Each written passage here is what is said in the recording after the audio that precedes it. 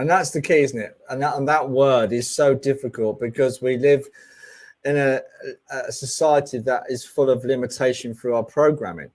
Yes. So to break that cycle of limited thought, feelings, and ideas, you know, can be quite, again, coming back to that word fear.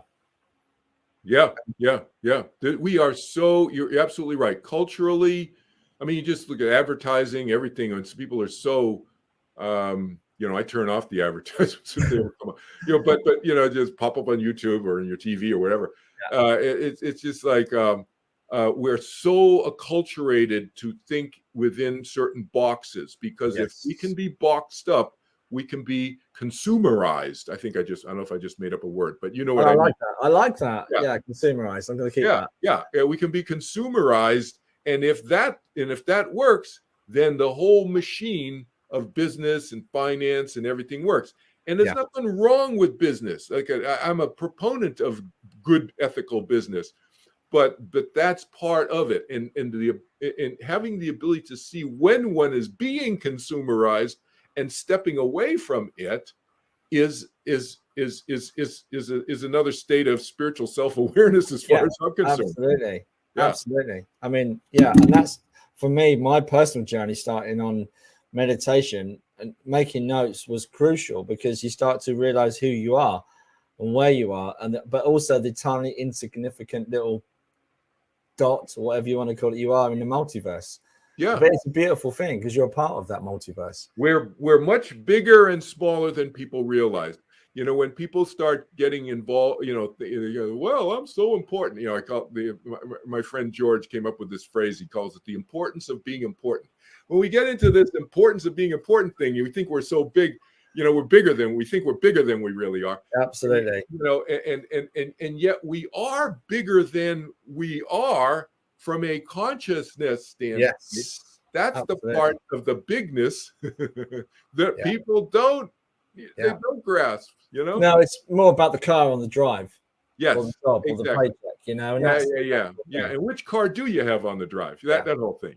Like, yeah.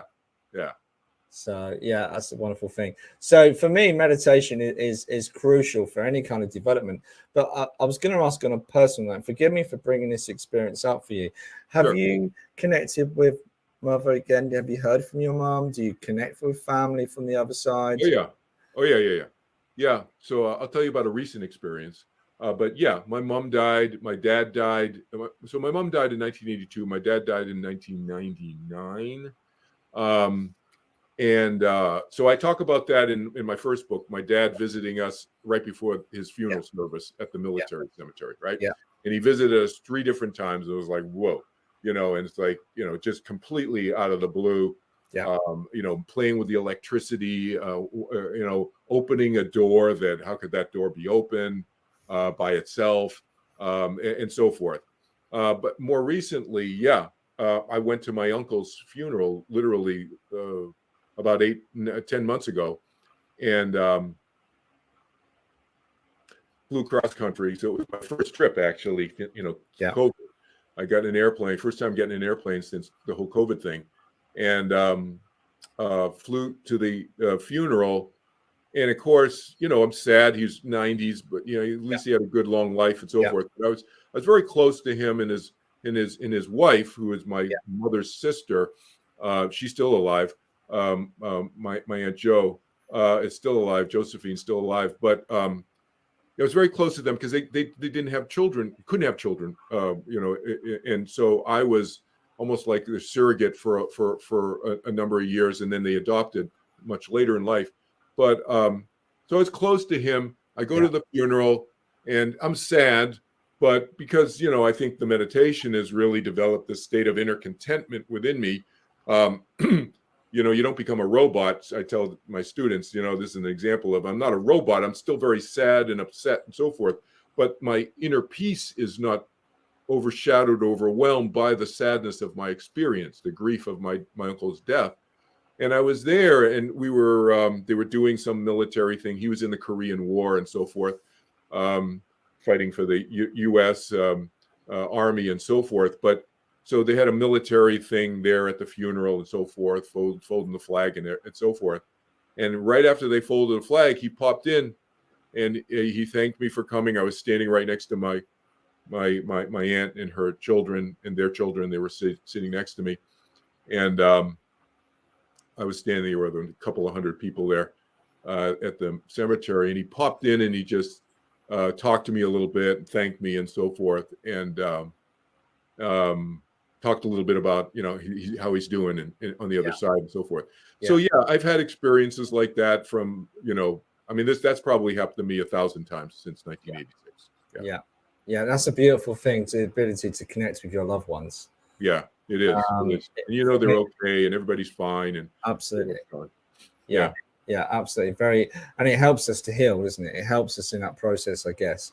Yeah, and also to understand that there is no end to life, really. I mean, there's an end to a biological, physical structure. It's going to end. But the consciousness, our mind, our soul, our spirit, whatever word people want to use, continues. And it continues and it continues. I had an experience whilst meditating where I felt I had a separation from the body, where I was looking down on my body. Yeah. And realizing that actually I am not my body. And that happened probably the first year of me doing a meditation routine. And that's a wonderful experience in itself. Yeah. And not wanting to come back from that, I have to admit, it was such a beautiful feeling although it was just stillness. It wasn't I was gone anywhere. I was just aware of the physical body. Right. Being my shell, my carrier, so to speak, and I wasn't that. I was something completely different. Exactly. So that's very beautifully said, and I think very accurately said.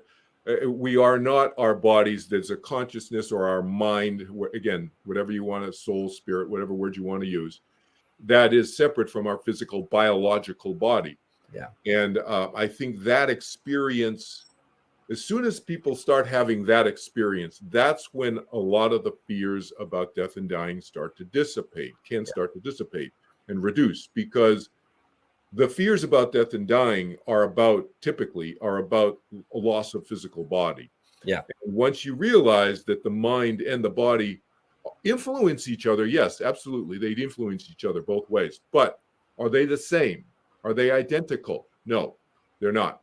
And so when you have that experience that you just described, that's when you have the realization that my mind is, in fact, distinct and separate from my body. Yeah, which science is now starting to realize that this is a real phenomenon. I mean, obviously, the work of Professor Raymond Moody was probably a milestone in near-death experiences, explaining that. And we've got a gentleman over here as well. His name's just gone right out of my head, typical. And he felt back in the 70s, it's a very American thing, but actually he was gobsmacked when a gentleman walked in and had the very same experience. So he then devoted his life to the work, and very similar to Professor Raymond Moody. So again, there's lots of, my own father had an NDE. And so again, it's about experiencing that separation, that we are part of the whole. But again, having that faith, and I guess that certainly helped me. Now, for me personally, that the death of dying isn't particularly a great one. The thought of dying isn't particularly great. It's how I die. That's probably around. So I try not to think about it. I don't really want to get hit by a 10-ton truck, Yeah.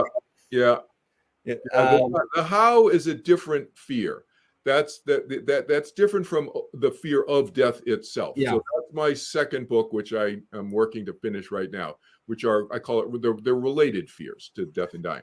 And so, but you've taken the first big step, though, towards relieving yourself or reducing and eliminating that fear, which is the understanding and the experience that the mind is separate from the body. Because if the mind is separate from the body, pain and suffering are associated with the body.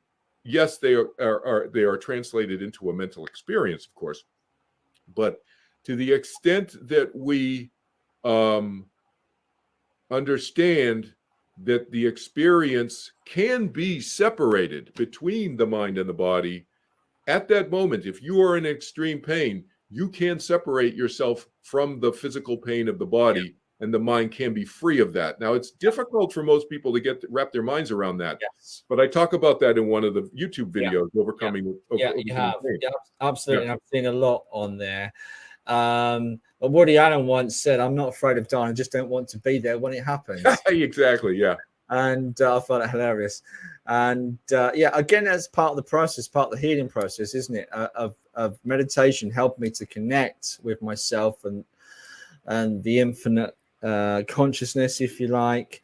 Because I'm not sure, because there's so many things, Kelvin, I'd love to touch on and talk with you. I know we have limited time. Yeah, well, we can do it again another time. I'd love that. That'd be brilliant. But the other thing is, you also mentioned about the angelics in one of your books. Sure. And connecting with the angelics. Now, I know it to be, it's always a big statement when people talk about their experiences, because it comes from very much a personal experience. But some of the things you talk about when connecting with the angelics are very, very much the same as my own experience with connecting with the angelics. So I know, for me, I know it to be true. Yeah. But I mean, for those viewers that are listening that have never had any kind of connection with the angelics, was there a first kind of connection with the angelics that blew you away, or just an awareness of them? Yeah, the first time it was 1986, when I was just sitting alone in my condo with my dog and my cat. So I was the only human being in the room. My dog and my cat sleeping on the floor, and it was either during or after one of my meditations, even during sitting there in the rest period, probably, or something like that. And some just started coming through, just information. And I wasn't sure am I making this up? Like, what's this higher self thing? And whatever. Like, I'm sitting. Because you do think like, am I making this up? Exactly. Am I crazy? Am I crazy? Exactly. I went through this whole thing, and actually my identity, I call it an identity crisis. I went through an identity crisis for about a year and a half. Because this went on every time I closed my eyes once it started. Yeah. And at first it was a bunch of these. When I say angels, first of all, you could think of anybody on the other side as angelic, because they don't have a physical biological body. They have a light body. Okay. But when I'm using the phrase or the term angels, I mean beings who have never been incarnate in a physical form. So I'm not talking about your dead grandmother or my dead mother or father, whatever. Although some people can view them as guardian angels and that kind of thing. Sure. But so I'm using the term angel more specifically as beings who have never been incarnated in physical form before. And they exist on the other side. So they said just, and then there were archangels. So it was Archangel Michael, and it's coming through in 1986. And it was mostly, I'd say probably 80% Archangel Michael. And then, maybe, 10%, I wasn't measuring this, but, 10% Gabriel and Uriel and Raphael, the other 5%, something like that. But it was mostly Michael coming through. And every time we come through, it was like my condo, my 1.5 bedroom condo in this Victorian house was as if full with thousands of other angelic types, just like I couldn't see them, but I could feel their energy just crowding in there going, what's he talking about with Kelvin? It's like that kind of thing. And then, it was just like that. But what I realized after, I can't remember, again, this is an example of take notes, write it down in a journal. I never thought I'd be talking about this stuff. Yeah. After some months of this, because it was going on every day and then I started taping it. That you had these boom boxes back in the 1980s, and I used to tape it, and then I started transcribing them. And then I went to a books, and I still was thinking, Paul, I still think, am I making this stuff? Am I watching too many science fiction movies or whatever? And then so I went to a bookstore. I was in Boston, Massachusetts at the time, and working at a law firm. And then I took a break, and I went on a big, took a week off or something, and I went to LA. Los Angeles, and I went to visit a buddy of mine, Steve, and somebody had said, you know what, you're having all these experiences, you should go check out these 3 books. So I went, I had this list of 3 books to buy. I go to this bookstore that was iconic bookstore in Los Angeles called the Bodhi Tree Bookstore, Bodhi. You can Google it. You'll see a Wikipedia page on it. Unfortunately, it closed about 5-6 years ago, I guess. Okay. Anyway, but it was like a bookstore in a house. It wasn't like the mall bookstore. It was in a house that was converted, obviously. And so you walk into the place. I'd never been to it before, but I'd heard about it. and you know, Bodhi, as in the Bodhi tree under which Buddha supposedly was sitting when he meditated, and all that. So Bodhi tree bookstore. I walk in, and you go into the living room. There's books. You go into the dining room. There's books. You go. I wound my way into what used to be the kitchen in the back. More books. I pull a book off the bookshelf. I just pulled some random book off, and it was not one of the 3 books I was looking for, and I just opened it up. I don't know why. I just opened it up, and I'm looking at page 37 or something, and I start reading what I'd been material that I had just transcribed that I'd gotten from the other side 2 weeks earlier. Wow. What? You know, because I was still in this, like you and I were just saying, I was still in this. Am I making this stuff up or what? You know? So anyway, that was like, what? And so then the bottom line, though, with the angel is that I found that many of them had an agenda, and they kind of wanted me to kind of help them promote their beliefs about the afterlife. Okay. And that's not the way I roll. I'm like, I want to find stuff out myself, and I assess it.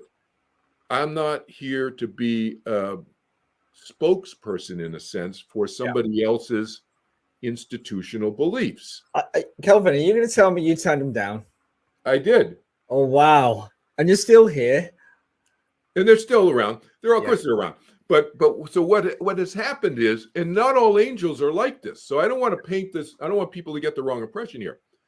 Not all disincarnate, we'll say disincarnate, you know, beings who've never been incarnated, angels, I'm calling them angels. Yeah. Not all angels are like that.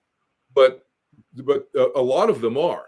And there's a lot of angelic religions. There are 4, somebody told me, and I Googled it the other day. Somebody told me recently, it's 4,000 religions on planet Earth. 4,000 on planet Earth. You know, not major ones, but there's 4,000 different, I guess, identifiable religions on planet Earth. There's more than that on the other side. So I'm like, no, that's not what I'm signed up to do. I want to help people based on what I have figured out that works through my lens, and I'll filter it, and I'll take the information from them, but then I filter it. So it's not that I reject everything. It's that I want to be the filter. And so that's what I teach my students. It's not to reject everything. It's to not be blind follower of anybody, whether they have a body or not a body. That's interesting, because a lot of people would just take that as verbatim. That's kind of like a spiritual truth. We've got to, you know, the other side is giving us information that's, you know, let me tell you a story that debunk that. Okay, so I by the way, I've had NDEs. I had an NDE also when I almost drowned, but that's another story. So that's on YouTube, though, isn't it? Guys can look at that. Yes, it's on YouTube. That's on YouTube. So guys can catch up with that one. It's on my YouTube channel. Yeah. But here's one that I don't think is on. I'm not sure if it's in any of my YouTube videos. This one. There's a guy who had an NDE. He's up in San Francisco, and so he comes back from his NDE, and in his near-death experience, NDE, near-death experience, in his near-death experience where he almost died, there's 2 beings giving him advice about what he should do. He's on the other side during his NDE. One is his guru, who's telling him, no, you got to go back. You got to go back, and you got work. You know, we got to finish what you were doing. And the other is this angelic type who's saying, no, you can come here. The being of light, he calls it.